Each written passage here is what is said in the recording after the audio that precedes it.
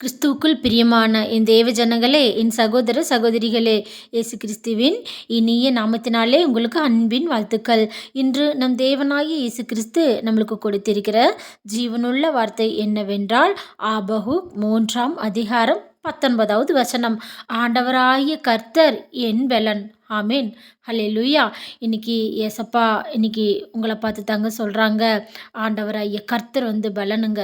நம்ம நினச்சிருக்கலாம், நம்ம சாப்பிட்ற சாப்பாடு நம்மளுக்கு பலனை கொடுக்கும், நம்ம உட்கொள்கிற மருந்து மாத்திரைகள் நம்மளுக்கு பலனை கொடுக்கும், அல்லது மற்றவங்களுடைய இனிமையான வார்த்தைகள் நம்மளுக்கு பலன் கொடுக்கும் என்றெல்லாம் நம்ம நினைத்து கொண்டிருக்கலாம். இல்லைங்க, ஆண்டவர் சொல்லியிருக்காரு நம்மளை பார்த்து, நீங்கள் உட்கொள்கிற அப்பத்தினாலோ தண்ணீரினாலோ ஒரு மனிதன் பிழைப்பதில்லை, தேவனுடைய வார்த்தையினாலே பிழைப்பான் என்று சொல்லி, அதே போல தாங்க இன்னைக்கு ஆண்டவருடைய வார்த்தை நம்மளை பிழைப்பூட்டும்.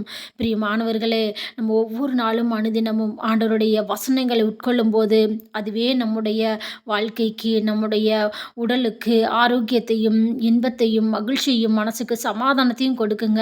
அதனால் ஒவ்வொரு நாளும் அனுதினமும் ஆண்டவரை நோக்கி ஜெபிங்க, வேத வசனத்தை வாசிங்க, சந்தோஷமாக இருங்க. கர்த்தர் இன்னைக்கு உங்களை பார்த்தாங்க சொல்கிறாங்க, மனமகிழ்ச்சியாக இருங்க, கர்த்தர் உங்களை ஆசீர்வதிப்பார். ஹல்லேலூயா. ஆமென். ஸ்தோத்திரம்.